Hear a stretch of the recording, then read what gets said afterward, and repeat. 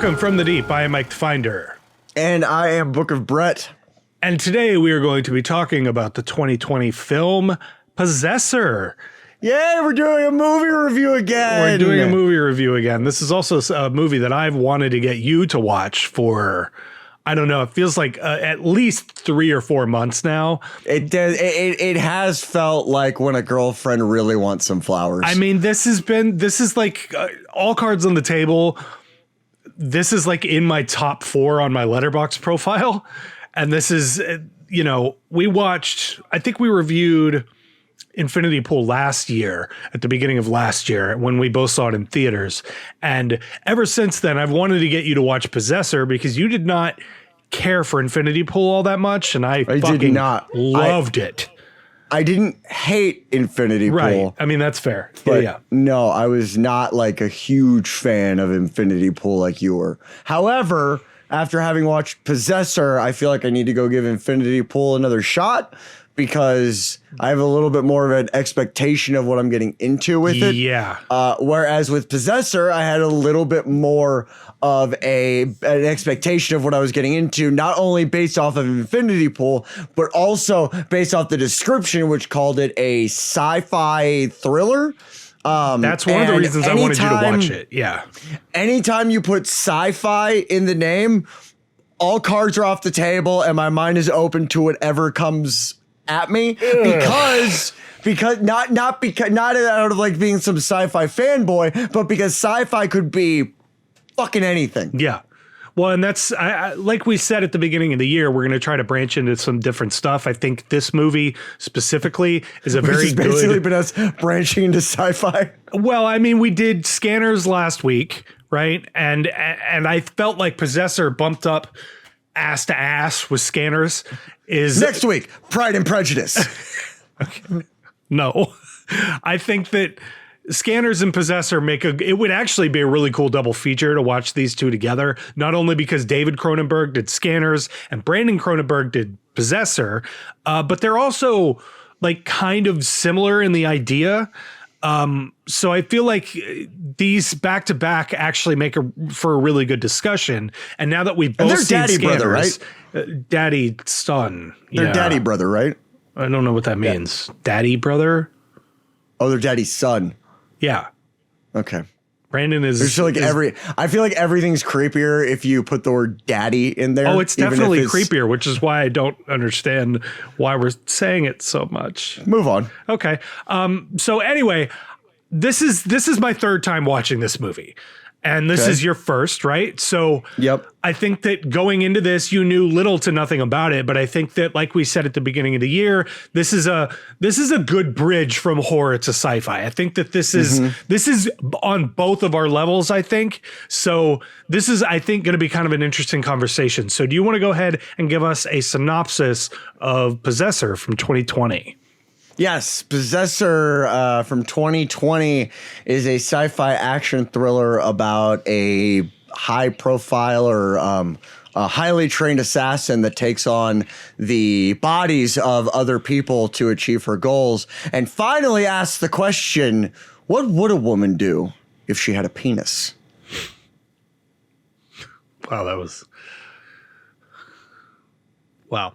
All right. Yeah, that was pretty good. That was pretty good. Let's jump over to the podcast drive-in over here. Possessor from 2020. By the way, none of that was wrong. No, it was all correct. There's a whole scene of her just. Yep. And another scene where she's using it. Possessor from 2020 is rated R. It is an hour and 43 minutes. It's got a 6.5 out of 10 on IMDb. It was directed by Brandon Cronenberg. It stars Andrea Riseborough, Christopher Abbott, and Jennifer Jason Leigh. Now, Christopher Abbott, I want to talk about this for just a second because the first time I watched this, I went through the entire movie thinking that he was Kit Harington. Okay, because here they are right next to each other, and they look so fucking similar. Yeah, they do. I went through the first time I watched this the entire time thinking that was Kit Harington, and it's not. They're completely different people. And Kit Harington is British, not completely, but Kit Harington is British, I think, and Christopher Abbott is American. But they look. I think he's Canadian, isn't he?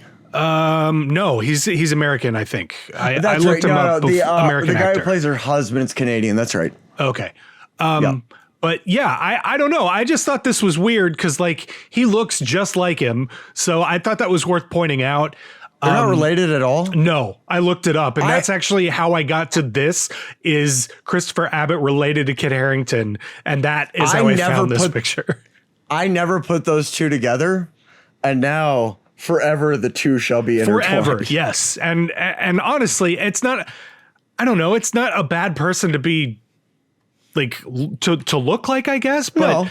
But it is something that I felt like the Game of Thrones guy showing his dick in a movie. That's a weird choice. Jarring. It's jarring. Yeah. Anyway, and Andrea Riseborough, who is just fucking awesome in Birdman.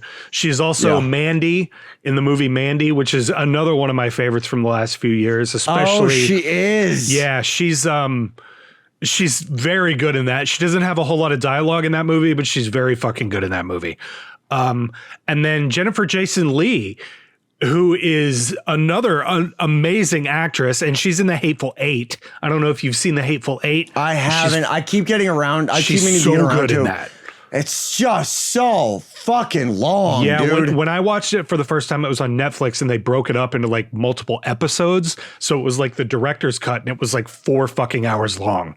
But it felt more digestible because I watched it. Peter Jackson? But I watched it in a more episodic way, and it just felt more digestible in that way. So, but yeah, Jennifer Jason Leigh, she's been on a ton of stuff. If we go down to the beginning of her career, she plays the girlfriend. No, she's the boss. A Single White Female is another one of her big movies.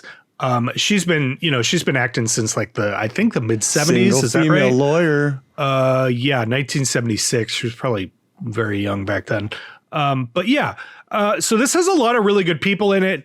And then the one sentence synopsis from IMDb says an agent works for a secret organization that uses brain implant technology to inhabit other people's bodies, ultimately driving them to commit assassinations for high paying clients. I think that this is driving them. Well, I mean, if you think about it like they're a car, then, I mean, yeah, well, okay. They're quite literally driving them. Fair enough. But I think that this is a kick-ass idea. It's not often you hear that term used so literally in the context of, humans. Yeah, no, that's fair. I think that this is one of the better ideas for a horror movie in a very long time. And it's like I touched on, this is very similar to Scanners in that way. Except that they need some appliances to make all of this work. And whereas Scanners is just like a passive ability that they have. But they're very similar. And I think that Brandon Cronenberg is really, dude, he's just got such cool ideas, and he's going off of David Cronenberg's whole vibe with the whole body horror type stuff. And I don't know, man. I think it's very cool.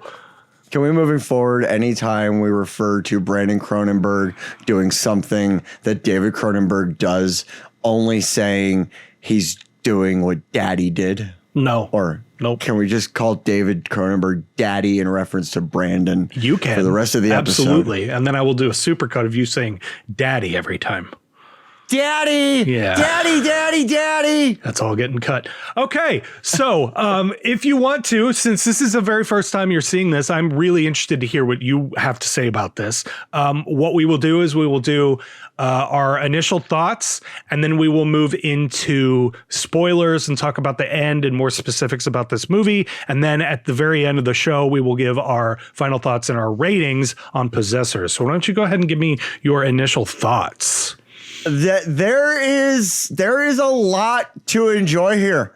I wasn't sure going into it, given given my feelings with Infinity Pool and everything, but I kept an open mind going into this one. I've been trying to keep an open mind going into a lot of things lately, but I also went into this knowing that I didn't like Infinity Pool as much as you did, and after we discussed it, kind of rethinking not liking Infinity Pool, so I tried to go into this with a bit more of an open mind to try not let that get in the way. But with that said, this time I had an expectation of kind of what I was going to get out of it. And we definitely do get a lot of the vibe that we see of an Infinity Pool, i.e. we get a lot of Brandon Cronenberg in here. Yeah. His style is in here and it is not light. You see it plain as day, but it's done really, really well. And that's why I want to go back and watch Infinity Pool again, because now that I kind of have a feeling of what his style is like, going into this with that pretext allowed me to enjoy it and allowed his style both in directing and editing. I know he didn't edit it, but he had a lot of influence on the editing. Seeing his style as part of the film rather than it standing out so much it was distracting added so much to the movie. Well, you had kind of said that you thought Infinity Pool was kind of pretentious, if I remember correctly. It was incredibly pretentious. So and I'm this curious, is not. how you feel about it in that way, because you're right. This has his style all over it, but it's not nearly as, I guess, heavy-handed is a good word for it. It's a little more subdued with his style, but it's still in that same style. Yeah. I got an artsy Kubrick vibe off of this. Like, I could not help but get Clockwork Orange vibes from a lot of scenes in this movie. Yeah. Not like spot on or not like, like direct ripoffs. We're definitely not dealing with the same subject material, but there's a vibe. It's that dystopian, dark, gritty vibe of nobody's happy. Nobody really has a reason to be happy, and a lot of dark shit's going on. And so but again, the way that it's done is very, there are some Clockwork Orange vibes in here. There's one scene where it's a wide shot of a white van against a brick wall. Yeah. And that was the first time I went, that feels like a Clockwork Orange. But again, like I said, everything in this movie is complementing the story going on and the scenes happening on screen. The camera movement. What is that movie we watched recently where like the camera movements were so jarring and so in your face? What was that? Oh, that was that new Sandra Bullock movie, Into the World, or what was the name of that fucking thing? It's that Netflix movie with her and I can't remember dude's name now. Ethan Hawke. Yes. That was a prime example of just sitting here going like, dude, get a fucking tripod. Like, I don't know if you ran out of a tripod. I don't know if the tripod budget ran out or what happened, but that is exactly how you don't do camera movement. Let me rephrase that. Not that you don't do it that way. It's how you do it ad nauseum. This is camera movement. This is lighting. This is editing. This is everything being put onto the screen to complement the scene and to drive the story forward in its own, in its own regard. And overall, I mean, like, dude, this does have a sci-fi vibe, but this is not like high fantasy sci-fi. No. This is not space sci-fi. This is sci-fi, like, set in a grounded reality, but outside of our reality.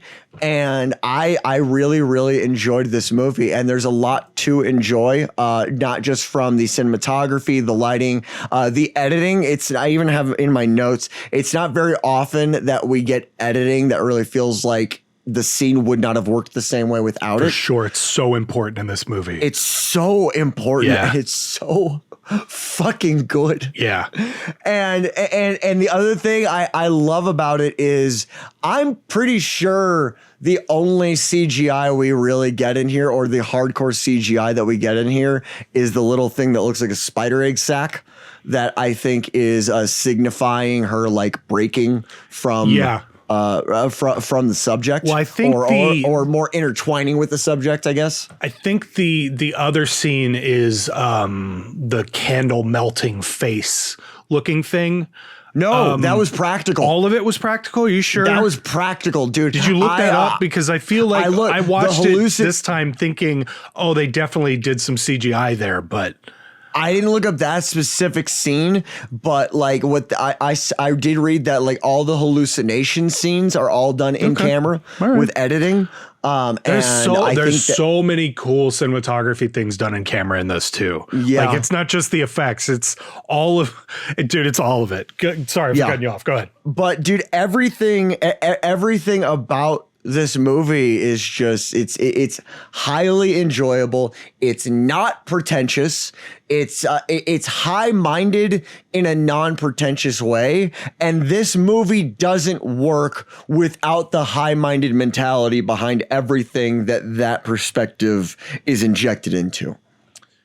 Yeah. It doesn't work the same without it. I agree. I'm very glad you liked it, because going into this for the third time for me, it felt a little like, I don't know how I'm going to feel about this time, because the first time I watched it, I loved it. The second time I watched it, I loved it. And now with having seen Infinity Pool, I also went back recently and watched his first movie, Antiviral, which I don't think you've seen either. That movie is about celebrities selling their diseases and their sicknesses to other people. No, I know that movie. I have not seen it, but I know what you're talking about. You haven't seen it? Okay. That's his first movie.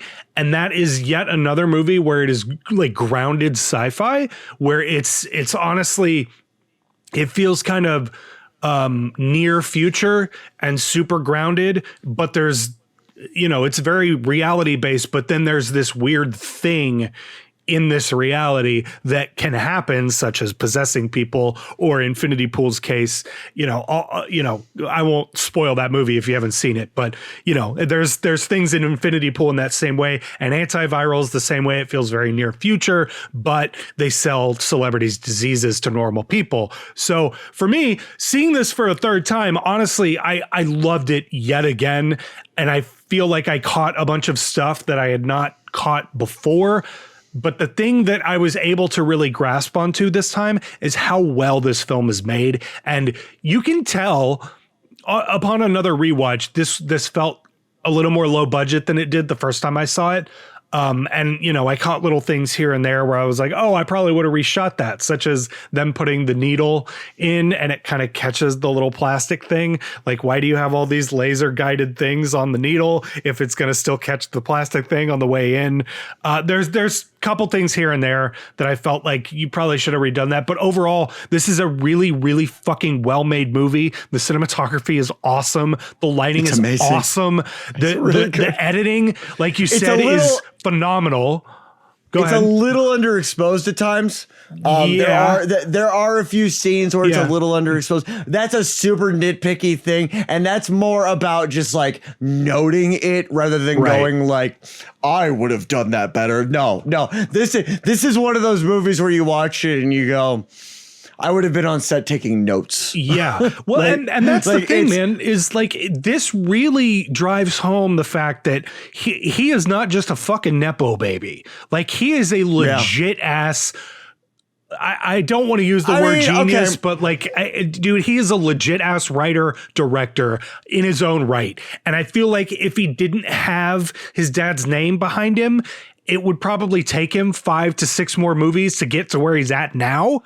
But at the same time, because he's been growing up with his dad, that's like a lifetime of film school. So there is a bit of nepotism to it. You can't completely disregard the nepotism aspect. However, you also acknowledging the nepotism aspect is not taking away from what he's accomplished. Right. It's kind of like when we talk about like rich kids. It's like, I'm not going to shit on somebody who's a rich kid just because they were born into a rich family. They didn't choose that. Right. And you know what? If I could go back and choose, could I be born to my parents that are going to be my parents? Or can I be born to David Cronenberg? I'll take Cronenberg, please. I think one Cronenberg, please. When we go back to our conversation about Infinity Pool, which I will link down below, because if you're interested in this movie, you're probably interested in Infinity Pool. That's kind of what we landed on Infinity Pool being about. And so him being aware of his nepotism and sort of being hyper aware of how it affected his life, and Infinity Pool gives that feeling about how he almost feels guilty about it, and it's him like internalizing the nepotism thing. When you look at this just as like a regular film, if I didn't know who the fuck he was, I feel like I could watch this movie and feel like whoever fucking made it is at a really high level of filmmaking and writing, because this is dude, it's just got like experience. I am an experienced filmmaker written all over it, and it is his second fucking movie. Yeah. I feel like what happens a lot with these, you know, call them nepo babies. It's got a really negative connotation, but from a literal standpoint, nepo babies. I feel like what happens a lot of times is people end up shitting on them for one of two reasons. A, they got where they're at because of their family connections, and they're not living up to what they should be, given every opportunity they've been given throughout their lives up to the point where we finally see them. Or B, jealousy that they were given these opportunities, they lived up to that expectation, and all you can do is sit back and go, fuck, they did a good job. God damn it. Well, it's also hard to hate on somebody when they're hyper aware of who they are and the things exactly. that they have. And so that's what I was saying is, you know, it's calling him a nepo baby sounds really negative and because 99% of the time it is a negative term.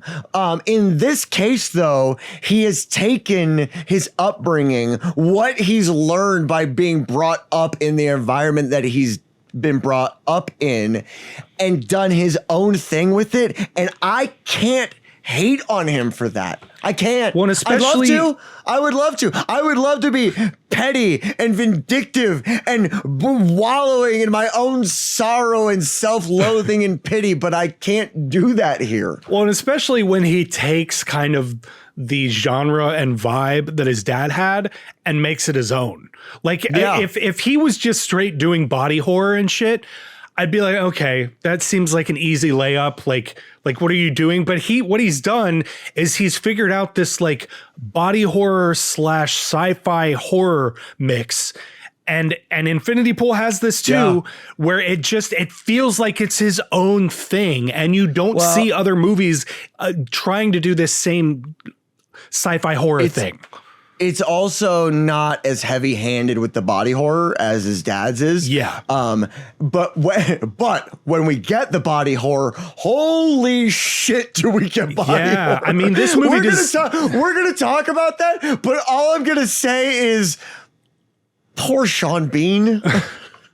Well, you know the moment I'm pretty sure. No, you can say it because it's a running joke at this point. Yeah. I'm pretty sure every single contract that Sean Bean has requires him to die. Yeah. I think it's just written in there, and I don't know why. I think he probably just likes playing death scenes, if I had to guess. I think it's one of two things. He either hates deaths, or he either loves playing death scenes, or he hates doing sequels. And so he just ensures that he doesn't have to come back. Well, and that's the other thing. We touched on it a little bit, but honestly, dude, this movie is gory as fuck too. Like the thing about it is, you know, the special effects are all great, but it is fucking bloody and gory and violent and angry, and none of it feels like it's too much. It feels like it's there for a reason and to serve the purpose of the plot. Whereas like in most horror and sci-fi horror in general, it's disgusting to be disgusting. And in this, it feels like he's using it in the correct way, if that makes any sense. Yeah, 100%.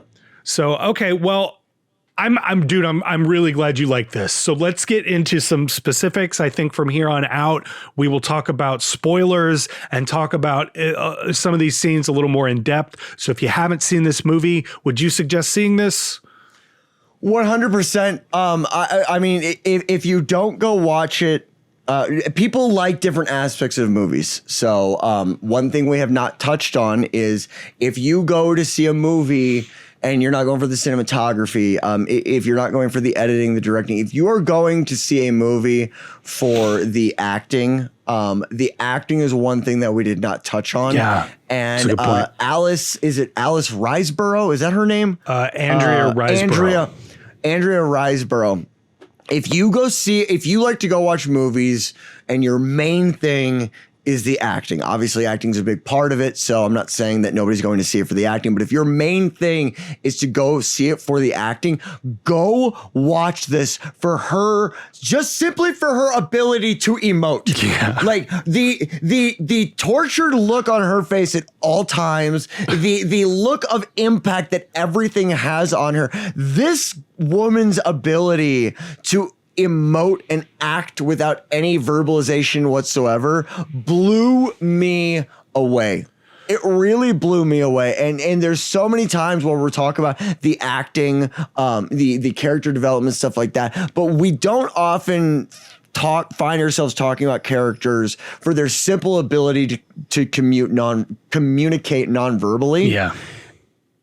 And god damn, dude. Well, that's why she's so good in Mandy, is because she does the same thing in that movie. She has, I don't know, like less than a paragraph of lines in that movie, I think.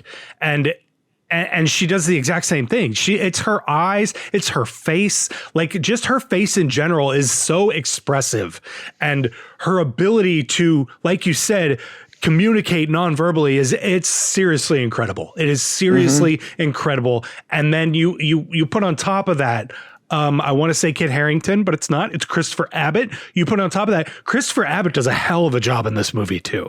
I think that his performance, it's easier to look past his performance because he doesn't come around until the later half of the movie. But when you start really paying attention to his fucking ability to emote as well, but also do it in a way that's verbal, dude, it's fucking incredible. You're right. We should have touched on that more. The acting is amazing. Well, and not only that, but his ability to act as a character being done by another person and then switching back and forth between that original character and the character like that a bit. I'm watching him going like, my brain doesn't work like that. Yeah. Like it's kind of like me watching somebody do math really well and going like, I believe you. I believe what you're doing is correct. I don't know how you're doing it. Yeah. All right, well, let's get into some specifics then, because like I said, we're going to be doing spoilers from here on out. The first fucking scene in this movie, we'll just start there because it is so fucking impactful, and it sets a tone. It sets the violent, bloody tone for the rest of this movie. And I'm just curious where your head is at whenever you're watching this for the first time, because it is just right off the bat, right out there. And something you said to me one time, I don't remember what movie we were talking about, but something you said to me was, it was about Alien. When I rewatched Alien, and I said I fell asleep, and you took that as it's a boring movie instead of me just being tired of falling asleep during the movie. What you said to me was, God, if something isn't bloody and someone massacred within the first 10 minutes of the movie, you're just not interested in it at all. And that remind me how much you liked this movie. That came into my head whenever I was rewatching it, because the first fucking scene is just bang, bang, bang, like violence, violence, violence. And so I'm curious where your head was at when you were watching this. The first minute and a half of this movie gives me what I can only describe as the movie version of what we metalheads call stank face.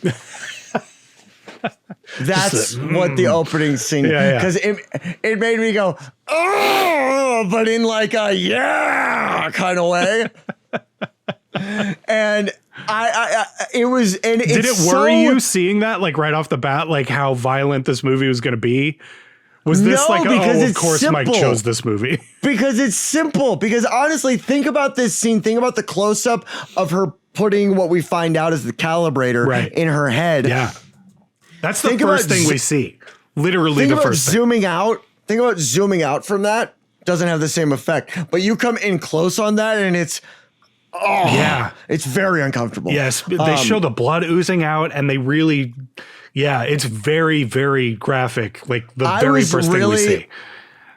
I was very, very confused about what was going on through the entire thing up to the opening sequence or up to the title card, simply because it's just this range of emotions that you go through in the opening, in the first like 5 minutes of the movie. Yeah. It's okay. It's disgust and horror at the close up of her putting that in her head. It's confusing, almost like empathy and sadness when you see her because you don't know why she's acting the way that she is. We transition to tension as they're going up the stairs. There's anxiety as she's looking at the knives. And then we get to, oh shit, whenever Fat Man dies. Because she just walks up to him. She doesn't say anything and just puts it in his neck. Yeah. There have been no words. No, she doesn't put it in his neck. She puts it in his neck, then his side boob, then his tummy, and then his side boob again, and then his tummy 50 more times. Yeah. And it's just, even then, you're not sure what the fuck is going on. Yeah. And then once we kind of transition out, you have this idea, but at this point in the movie, I started going, oh no, somebody watched Inception too many times. And I started getting really concerned when that happened. But again, like I said, I hadn't put those two together. I can see that. I've been going into these a lot more open-minded. And so when I had that thought, I went, no, quit being an asshole and see where he's going with this first. Because I didn't want to be one of these people that's like, you go watch Marvel movies your whole life, then you go watch a movie that actually is worth seeing and go, this is boring. It's been 45 seconds. Hold the fuck on for a minute. Well, the thing I think I love the most about this movie is her sort of internal struggle to want to be a mother to her child, but also being an assassin, and her being torn between these two different worlds, and her bosses want to tear her away from the family side of things. Her story arc is really fucking interesting, and it's not a happy-go-lucky sort of a thing in the way that, most movies are, where you have this really happy ending and all of this shit. This is really the story about somebody letting go of their family and becoming an ice-cold killer. And I think that is why this movie works so well. You can have all the trippy visuals and all the high-minded ideas that you want, but without her going through that arc, this is just a hyper-violent assassin movie. And like I said, we're doing spoilers here, so I'm not even going to sugarcoat this shit. The very first time she comes out after that first scene, that she comes out of possessing someone, they go through this interview process, and the interview process is to make sure that she's still all there. And she has all the same emotions that she had before possessing this person, right? And she holds up this butterfly, and this is the very last fucking scene of this movie, is her going through the exact same process. And what she says at the first half, or the first interview, is that she feels super bad about killing this butterfly, and that she still feels bad about it that she did it as a kid. And then the very fucking last scene is her saying, I killed this butterfly as a kid, and then not saying that she feels bad about it at all, and her boss saying good, sort of signifying that she's become this fucking assassin that she's been trying to turn her into. Good, my toad. Yeah, exactly. And I think that's my favorite thing about this movie, is her story arc of letting all of that go, because when she does kill the kid, that is she has full control over that body at that point. That is not him doing that. That is her making the choice to assassinate her kid. And what I find really interesting about this is that at the beginning, like the white van scene that you were talking about, we find out in order to be possessed, you have to be drugged, knocked out. They put a thing into your brain. So what that tells us is that kid at some point had this thing put into his brain so that at some point he could be possessed. And I find that really fucking intriguing. When did they do that? Why did they do that? Was that in the anticipation of having to possess him at some point? Why? Like, and that's what's so fucking interesting to me. It leaves it open and we don't ever get those answers. I think it actually goes a little bit deeper than that. At least let me rephrase that. For me, it went deeper than that, than just about her going through this transition, trying to, battle this, having this internal battle. I actually kind of extrapolated that out to people in general, or at least people in situations that they want to change, that they're not happy with, that they're trying to get out of, and what happens when they're finally pushed to the breaking point. Because there's even a point where they talk about how the things he did to Mr. Parson and his girlfriend was actually him, and how he was in control of that, and how she had actually lost control at one point. And so I think there's a lot to be said about the breaking point of humanity in this movie. And that's why I made Brittany watch it, to show her what she does, what's going to happen if she doesn't stop pushing my fucking buttons.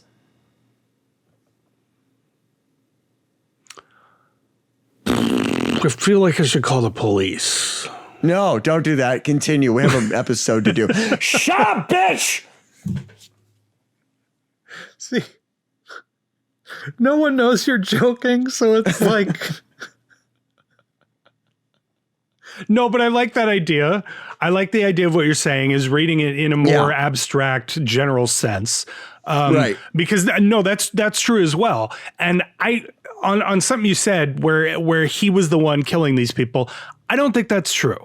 I think that she is the one that is committed all of these murders, and he is being forced to watch it. And then after all of this stuff happens, which is the scene where he fucking starts choking her on the bed, that is the scene where okay, I mean, that's a whole different level of conversation. But that's the moment when and it's even on the poster, when he pulls her skin over his face. That's the moment where everything changes and he takes over and basically gets all of her memories and figures out where she lives and all this other stuff. So it kind of reminded me of the Haunted Mask episode of Goosebumps. A little bit. It's a weird parallel to draw. I don't know. I just think that, like, I like what you're saying, but I also think that it's a very, it's a really deep fucking thing to even talk about. This deep, almost sadness, but also jaded, like, anger and angst that somebody can have from a family, and wanting to get the fuck away from that, and almost resenting them for getting in the way of the thing that you're trying to do professionally. I think that's such a fucking interesting thing to talk about, and I hadn't thought about it on that deeper level, but you're right. I mean, that's what this is about. That's fucking great. I like it. Every spouse is an anchor. That's what we take away from this movie. Wow. And by anchor, I mean on a sinking ship. I need to make sure to send that to Brittany. All right. These are all, and for anyone that's going to get pissed off, these are all jokes we make to each other. So there's nothing you can really say about it. They're just jokes, people. Fucking relax. She, off camera, she's as bad to me as I am to her. So let's all just chill the fuck out. There's a reason she married me. All right. Well, is there anything specific you want to go into about this? This movie kept me guessing the entire time. I had, at times, I knew where this was going. At times, you're kind of given the layout of what the plan is for a lot of shit, and it starts going down that road. But then at every single turn, it either keeps you guessing or it goes above what the expectation was. Like when he goes into the house to kill Mr. Parson, I think it's Parson or Parsons, and his girlfriend. He goes in with a gun, and then he picks up the fireplace poker, and I'm sitting here going, well, what you gonna do with that, buddy? Like, you already got the gun. What do you need the poker for, you sadistic little fuck? And then he goes in, and again, I'm going to say it, poor Sean Bean. Like, it's just like you stabbed him and you beat him and you didn't poke his eye out. You just it out just a little bit, just so it popped out Igor style for a little bit, but it still stayed intact. And then you left him alive. And then just for shits and giggles, I guess, you can opener a couple of his teeth. I don't know why you did that, but there are just so many things here where it's taking you on a ride where you're constantly at least guessing or intrigued on where it's going to go, or it goes way over the top on what you think it's going to do. Well, I think what's interesting is whenever she kills that guy at the very beginning, when she comes back, her boss asks her, why did you stab him? You had a gun. And if you know anything about serial killers and crime and stuff like that, stabbing someone is thought to be a little bit more personal and a little bit, and something that when murderers and killers do that, it's generally because they have a closer relationship to somebody, and a gun is thought to have been a little more, you can step away mentally from it a little bit more and shit. So I think it's really interesting to say that she stabbed them, because this is also, what am I trying to say here? Because it's also one of those things that's like, when she does have the option to just shoot someone, she chooses to stab them both times. And I really fucking, for some reason, I find that just wildly interesting why she chooses to do that and why it's more personal. Because when the boss asked her, why did you do that? She said, I felt like that was more in line with her personality, and she says, whose? And so I just think it's, what it's showing us is she's going more and more and deeper into becoming this almost emotionalist killer.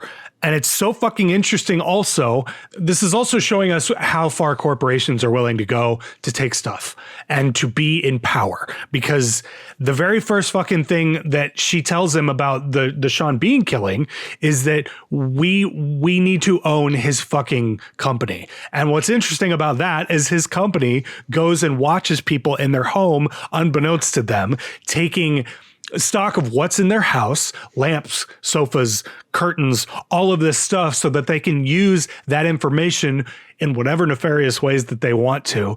And corporate, as the boss calls them, we don't know who corporate is, but corporate wants to take over this fucking business by allowing his stepson to take control over this. And then they now have the blackmail material to have control over him. So I think that's a whole nother fucking level to this movie of how awful corporations are and how much power they want and what they're willing to do to get it. And I just think that's, again, it's just so fucking high-minded and smart to put it in terms of literal killing people. And if you know anything about, I don't know, Epstein and all of this horrible other shit.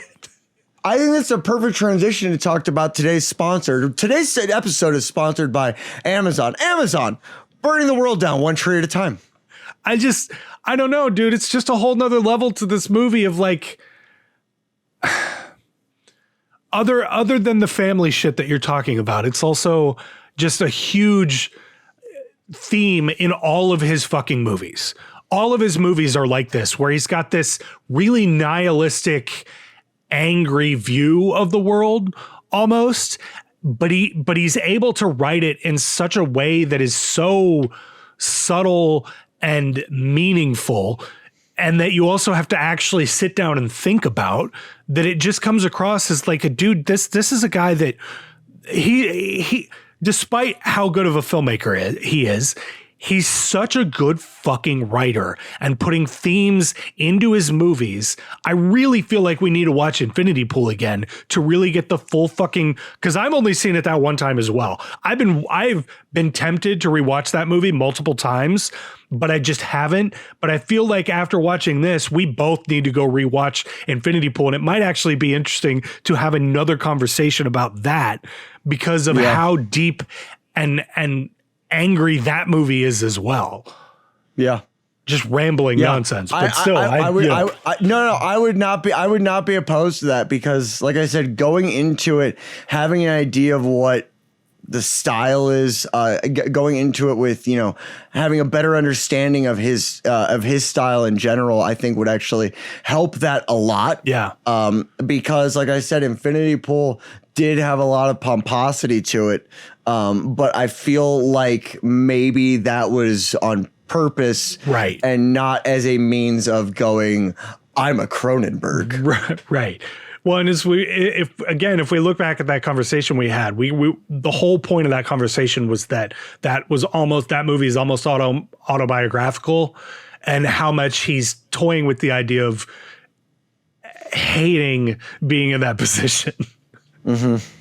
So, all right. Well, a couple other things I have written down here. The abstract themes and scenes in this are very similar to Infinity Pool, talking about Infinity Pool, but I almost feel like they're better done in this because it's not so on the fucking nose. I don't know. Did you get that? Do you feel like the abstract, like, flashes and shit like that were better done in this than they were in Infinity Pool, or no? Yeah, I feel like they played more of a purpose. Right. It felt less like I feel like I need to put this in there, and more of like, this is for the plot. Yeah, I think especially now that you're saying that, I think that was probably part of why I felt like Infinity Pool was a little bit more pretentious. Because it's kind of like that movie, A Girl Walks Home Alone at Midnight or whatever it was. A Girl Walks Home Alone at Night, yeah. Yeah, where you've just randomly got a clown and a fucking balloon in black and white, and it's just like, come on, dude. Like, this is every French film student's thesis film. Oddly enough, also in my top 4 on Letterboxd. There's nothing to be. There's no excuses for you anymore. But no, it definitely in Infinity Pool. It felt a little bit more like I'm using this to use it, and in this, it felt like I'm using this to prove a point. Right. I'm using this to assist in the story. Well, yeah, because they use it to, like, especially it's the skin scene where. Yeah, it's so clear what he's trying to say, but he's doing it in such an abstract way that it doesn't feel like the abstract parts of it are getting in the way of the plot. Mm-hmm. The other thing that I wanted to touch on, the fucking reflections in the eyes. I don't know if you noticed that. Yeah. Oh my God. And it's only done when he is in control, I think. And so that's yet another thing that I wanted to touch on. Let me see. Anything else? The fucking, I generally have a kind of a problem with Dutch angles and lining people up in ways that are not quote unquote. It's pronounced Dutch angle. That are not quote unquote correct. And he does that throughout this entire movie. If you know anything about cinematography, the way you're supposed to line up a shot when someone is talking to someone else is you're supposed to give them space in the direction that they're looking. And he does the exact fucking opposite of that. In the entire goddamn movie, every single scene that she's in talking to someone, he gives her negative space in the opposite direction of the person she's looking at. And it's so uncomfortable, but it's done with such purpose that it really feels like, dude, this guy really fucking knows what he's doing. And it's all over the place. It's a prime example of knowing the rules so you can break them. Exactly. And the other part is, generally speaking, I have a hard time watching shaky handheld stuff. But in this, it feels, again, like he's done it with a fucking purpose. He's also got that goddamn aperture wide fucking open throughout most of this movie. And some of it is underexposed, but it also feels like he's doing it to give it that very dreamlike state and to give it this very disconnected from reality type of feeling that it doesn't get in the way for me. Nothing in this movie feels like it's done on accident. No, it's all done with such purpose and to serve the fucking plot, dude. And that is why it's done well. If it was just done that way, just to do it, it wouldn't make any fucking sense. And we'd be complaining about why has he got everything wide open? Sure, it's dark and that's how you film stuff, but light it. But the lighting is done with such purpose. The aperture being open is done with such purpose. The Dutch angles and all the other stuff is done to make you feel uncomfortable with the shit that is happening. And it makes it come across as like, again, I don't want to say the word genius because I don't feel like he's quite there yet, but it's so masterful. It's pretty. It's fucking close, right? It's fucking close. This one definitely tickled my pants fancy. I'm so glad you liked this more than Infinity Pool because I think this is. Oh yeah. On rewatch, I may have said the exact fucking opposite when I was on a high from Infinity Pool. I can't remember, but on a rewatch, I was literally high when I watched Infinity Pool. Me too. So, but I just feel like on a rewatch, this is just a much better movie all around. It's just, without a doubt, dude, it's so fucking good. I can't believe how good it is. With multiple watchings. There's also something very off-putting about Mia Goth in Infinity Pool. Not Mia Goth in general. Her performance is very over the top in that movie. It's way too over the top. Especially the closer you get to the end. Yeah. And so that was a big part of it for me. Yeah. But this one felt a lot more grounded. It's got a futuristic dystopian sci-fi vibe to it, even though it takes place in like 2008. So it takes place in the past, but it's got futuristic aspects to it. Everything about it felt like, again, dude, there's like this like Clockwork Orange-esque vibe to it. Well, it feels like he's created his own universe almost. Like, because I can definitely see this taking place in the same universe that Infinity Pool takes place in. And antiviral, now that I'm thinking about it. Like, it just feels like he's got his own connected universe happening. And it is very Clockwork Orange-ish, but it's also very Cronenberg, like his dad.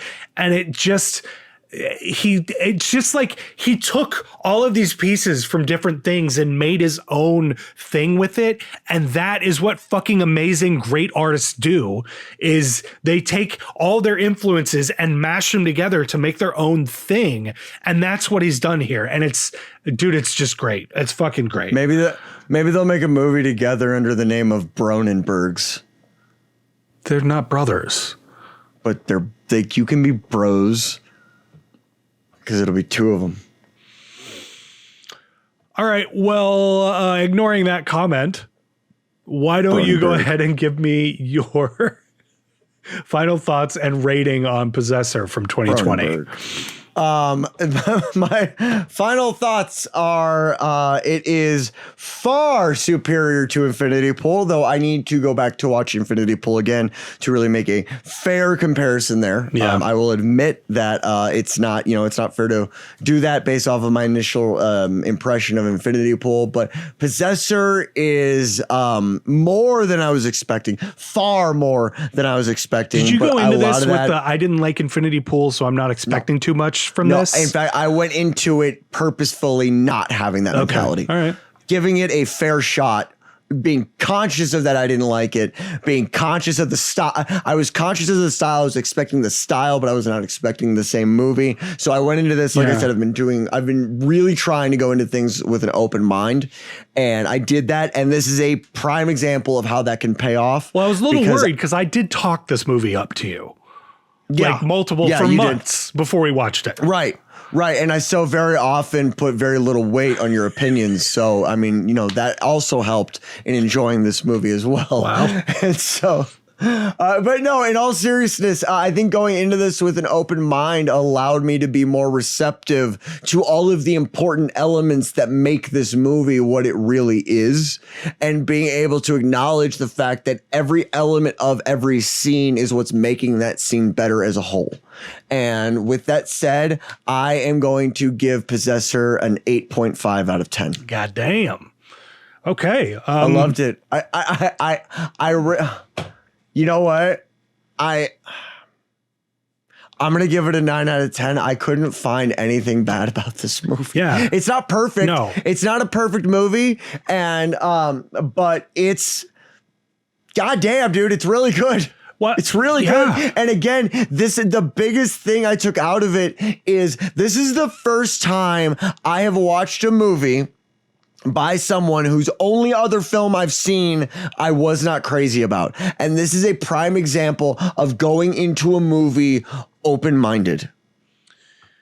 I mean, that's good, man. It sounded like I had a lot more to say there. Well, and no, I'm sorry about that. No, I'm glad to hear you say that, because I was a little worried I had talked this movie up a little bit too much for you. And, you know, that's because I fucking loved this movie the first few times I saw it. It's really good. And, you know, I think that this is a prime example of a movie that you probably like 4 or 5 years ago probably wouldn't have been that into. But you know so much more about not only cinematography and camera work and all that stuff, but like the language of film. You know, if you know film and you appreciate all of the technical side of things, you can't help but fucking like this movie. Like, it's just so well done. And what I will say is I rewatched Antiviral not that long ago, and it is astounding how much better he got from Antiviral to this, because Antiviral is good, but you know, it's just like, it's a much more straightforward type of movie. The abstract stuff is still in there and stuff, but it's just, he really found his voice in this film. And I feel like, go ahead. Is it the same DP? I'm not sure. The DP's got a lot to do with why this movie turned out the way that it did. Yeah, that's probably true. His name's like Hiram. It was like Hiram Kassane. Can you look that up real quick? Yeah. Hang on. So his name is Kiram Hussein. He also did Infinity Pool. So let's see. Let's go down. Duh. Yeah, exactly. We're gonna have to go. I think that's 2011. I think. Yeah, he 2012. He did Antiviral as well. Interesting. Yeah. I mean, he's clearly found his team, man. Oh, he's the same guy that did Hobo with a Shotgun. No, but really? Yeah. Cinematographer. Really? Hobo with a Shotgun. Yeah. They used a DP on Hobo with a Shotgun? I thought they just gave the PA a pay bump. Yeah, I take it you didn't like Hobo with a Shotgun. I didn't hate it. It was just like, I mean, the low budget feel of it was clearly on purpose. So it just, you know. I've heard good things about Random Acts of Violence. I've never seen it, but I've heard good things about it. Oh, no, they're great, dude. If you're having a bad day and you just go out and you just stab somebody, all your stress goes. It's all gone. He's a cinematographer on the Firestarter remake. I don't know if you saw that. No, I didn't. It's, you know, not the original, but this is a Stephen King book. I know that. Okay. But yeah, anyway, for me, I fucking love this movie. This is the third time I've seen it.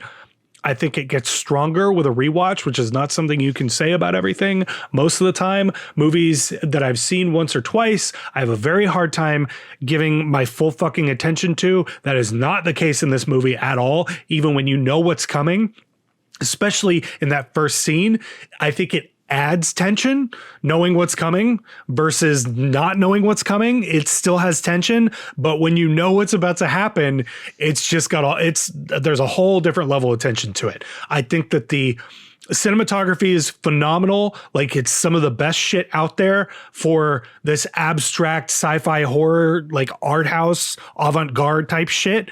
I think that the lighting is fucking phenomenal. The plot is so fucking interesting and smart and fun. The core idea is so fucking strong that I could watch, dude, I could watch 4 other movies set in the same universe with the same core idea.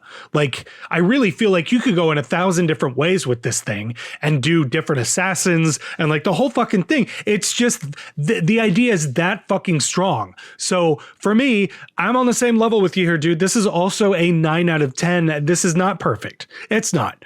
But it is so fucking close to perfect if you appreciate horror, sci-fi, even practical effects, gore, cinematography, like all of the technical aspects. This thing kills, and it's just fucking great, dude. It's just great. It leaves it slightly up for interpretation on how you feel about it. We both clearly got slightly different things out of it, which is always a fucking the marker of a smart, good movie.